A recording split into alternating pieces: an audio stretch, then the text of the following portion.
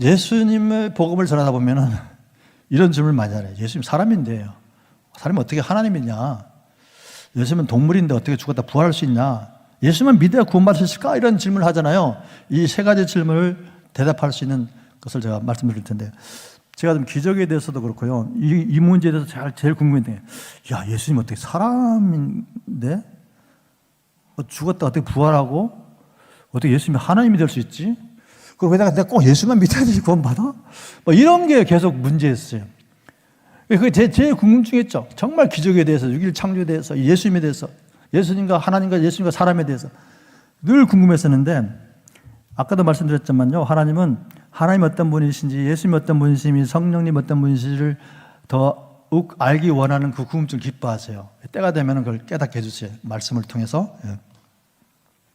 이건 제가 이제 뉴질랜드에 거의 20년 전에 국제학술대회 초청받아서 갔다가 강의를 하고, 하루는 이제 오후, 뉴질랜드 목장이 유명하잖아요. 오후에 하는 목장을 방문했습니다. 이게 목장 그림인데요. 목장이 좀 한가롭더라고요. 양떼들이 있는데, 목장 주위에 보니까 숲이 있어요. 숲. 꽤 무성한 숲이었어요. 제가 이걸 보면서 딱 생각난 거예요. 이거구나, 이거. 이거면 내가 하나님과 예수님과 우리 사람과 관계를 설명할 수 있겠다는 게 직관적으로 들었어요. 이 성령님의 은혜입니다. 가정이 있으면 가정입니다. 실제는 아니고 가정. 이 목장 중에 숲에 무서운 맹수들이 살아요. 양을 잡아먹는 맹수들이 살고, 그 숲을 지나면 낭떠러지가 있어요. 그 양들이 이걸 모르잖아요. 이 사실을 모르니까 양떼들이 숲으로 가죠. 숲으로 가면 맹수한테 잡아먹혀요. 설령 그 맹수한테 안 잡아먹히더라도 지나면 낭떠러지가 떨어 죽게 돼 있어요. 양떼들이 이걸 모르니까 양떼들이 막 숲으로 가죠. 근데 목동이 있잖아요. 목동의 역할은 뭡니까? 양떼를 잘 지키는 거죠. 근데 목동은 이 사실을 알아요. 이 숲에는 짐승이 있고 떨어지면 죽는다는 걸 목동 알아. 그래서 목동은 양들이 여기를 못 가도록 다 계속 관리할 거 아니에요. 그런데 제가 이 그림을 보고 딱 생각했어요. 구경하고 오는데 양떼를 막 몰고 가는 거예요. 이게 제가 사진 찍은 거거든요. 차에서. 이걸 보면서 그렇구나. 상상해 보세요. 양이 번식력이 강하잖아요. 양이 막 불어났어요. 숫자가 막 충만해서 막 번식해가지고.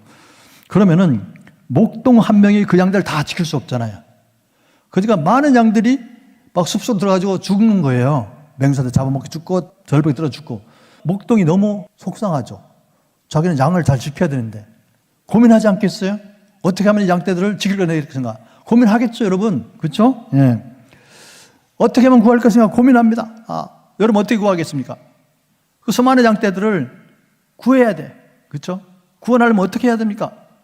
맹수한테 잡아먹히지 않고 낭떠러지에 절벽에 떨어 죽지 않게 하려면 어떻게 할 것인가? 그런 사실을 알게 하면 되죠. 근데 그런 사실을 알게 하는 방법이 뭡니까? 목동이 인도만은 불가능해. 의사소통이 돼야 돼. 양들하고 목동이 서로 의사소통이 되면 됩니다. 의사소통이 되려면 어떻게 하면 됩니까? 어떻게 하면 되죠? 양이 목동이 되거나 목동이 양이 돼야죠. 근데 모든 양이 목동이 될 필요는 없잖아요. 목동 한 명이 양이 되면 끝나잖아요. 그게 바로 하나님과 예수님이에요. 목동이 양이 돼가지고 양들의 언어 수단으로 그 사실을 알려주면 되는 게, 가르쳐주면 되는 게, 하나님이 우리를 보니까 다 양같이 제 갈 길로 가면서 다 범죄하면서 죽어가는 거예요. 그렇죠? 숲속으로 가서 맹수 잡아먹히는 거예요. 떨어져 죽는 거예요. 하나님이 얼마나 아프시겠어요. 내 백성들, 나의 모양대로 창조된 내 백성을 지킬 것인가 구하는 걸 얼마나 고민하셨겠어요? 그래서 택한 방법이 뭡니까? 직접 하나님이 사람이 되시는 거죠. 직접 하나님이 사람이 되신 거예요. 그분이 누굽니까? 예수 그리스도. 직접 오셔가지고 우리 인간이 받아야 할 모든 죄값을 다 당하셨잖아요. 다 당하셨어요. 예? 살이 다 찢기시고 온갖 멸시와 천대 비난들 다 받으시고 피한물을 다 쏟으셨어요. 죽으셨죠. 다 가르쳤습니다. 읽겠습니다. 시작. 우리는 다 양 같아서 그릇 행하여 각기 제 길로 갔거늘 여호와께서는 우리 무리의 죄악을 그에게 당당시키셨도다. 예수께서 나오사 큰 물을 보시고 그 목 잡는 양 같음을 인하여 불쌍히 여기사 여러 가지로 가르치시더라.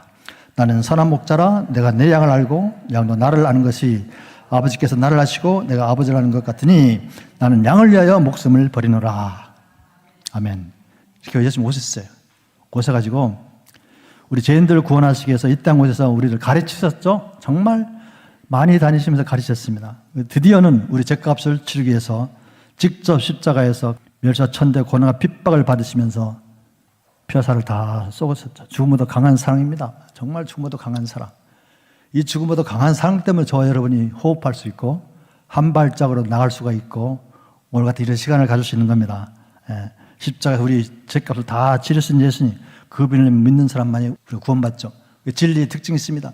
많은 사람들이 예수 외에 다른 구원의 방법을 주장하지만 진리의 특징이 있다면 여러분 진리의 특징이 뭡니까? 유일해야 됩니다. 2개 이상이면 더 이상 진리가 아닙니다. 변함이 없어야 됩니다. 간단하고 명확해야 됩니다. 구원의 방법이 예수 외에 다른 방법이 있다 그러면 구원의 진리가 아닌 거예요. 오직 예수만이 유일한 구원이란 이게 진리의 특징이에요. 그리고 예수님이 유일한 구세주고 예수를 믿어서 구원받는 이 사실은 불변하잖아요. 그거 너무나 간단하잖아요. 마음으로 믿어 의에 입으로 시인하여 구원에 이른다고 바울서도 얘기했잖아요. 우리가 노력할 필요가 없어. 그냥 믿고 고백만 하면 되는 거예요. 이보다 더 간단하고 명확한 구원의 방법이 어디 있습니까? 다들 구원의 진리도 이런 진리의 특징을 벗어나지 않는 거예요. 이해가 됐습니까? 따라서 저는 기독교는 종교라고 생각하지 않습니다. 저는 생명 그 자체라고 저는 얘기합니다.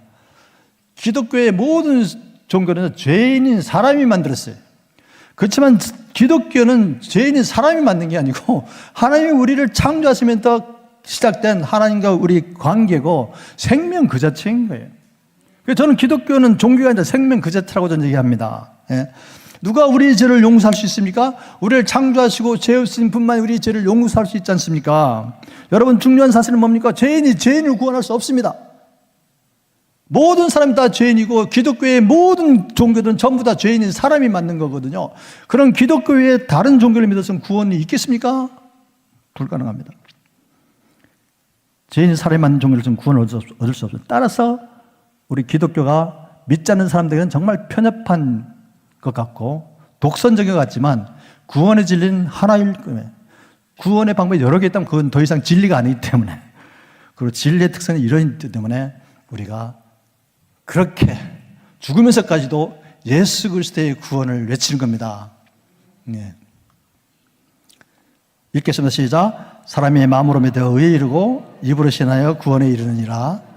내가 진실로 너에게 이르노니 내 말을 듣고 또 나 보내신 이를 믿는 자는 영생을 얻었고 심판에 이르지 않으니 사망에서 생명을 옮기니라.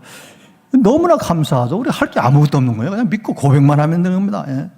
그 다음 자 읽겠습니다. 시작. 내가 곧 길이요 진리요 생명이니 나로 말미암지 않고는 아버지로 올 자가 없느니라.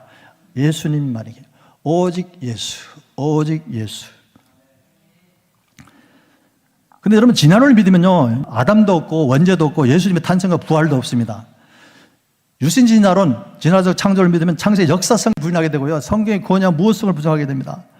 그리고 창세의 역사성을 부인하게 되면은 아담과 예수님의 역사성을 부인하게 되고 예수님의 십자가 죽으심과 부활을 통한 구원의 진리가 왜곡되고 변질될 수밖에 없습니다. 근데 여러분 하나님을 믿는데 걸림돌이 되는 것을 다 버려야 됩니다. 바울이 그 당시 최고의 학자였지만 최고의 율법 학자였습니다. 그렇지만 다메섹 도상에서 예수를 만난 뒤에 아라비아 사막에 3년 동안 버린이 훈련을 합니다. 그래서 고백을 하죠. 3년 동안 사막에서 그런 버린이 훈련을 한 다음에 내가 예수 그리스도를 아는 것이 가장 고사하기 때문에 내가 그동안 유익하게 여겼던 모든 것을 배설물처럼 버리노라. 저와 여러분도 그래야 된다고 생각합니다. 저와 여러분도 하나님을 예수를 믿고 하나님을 믿는 저희들은 예수님과 하나님을 믿는데 걸림돌이 되는 세상 지식들을 바울처럼 배설물처럼 여기는 그런 결단이 있어야 되고 그런 지적 회개를 먼저 해야 된다는 얘기입니다. 그러지 않고서는 저와 여러분이 하나님 앞에 온전히 나갈 수가 없습니다. 하나님이 창조주 되시고 예수님이 창조주 대상을 고백하지 못합니다. 버려야 됩니다.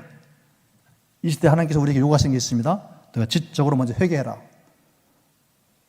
내가 예수 그리스도를 믿고 하나님을 아는데 믿고 전하는데 걸림돌이 되고 방해가 되는 것은 다 버리라는 그런 지적 회개를 다 하라는 얘기입니다.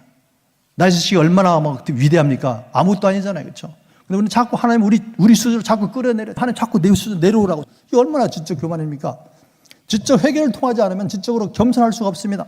지적 교만은 절대 순종하지 않습니다. 여러분 지적 교만한 사람 만나서 얘기해 보세요. 자꾸 자기 주장만 해요. 자기 주장만.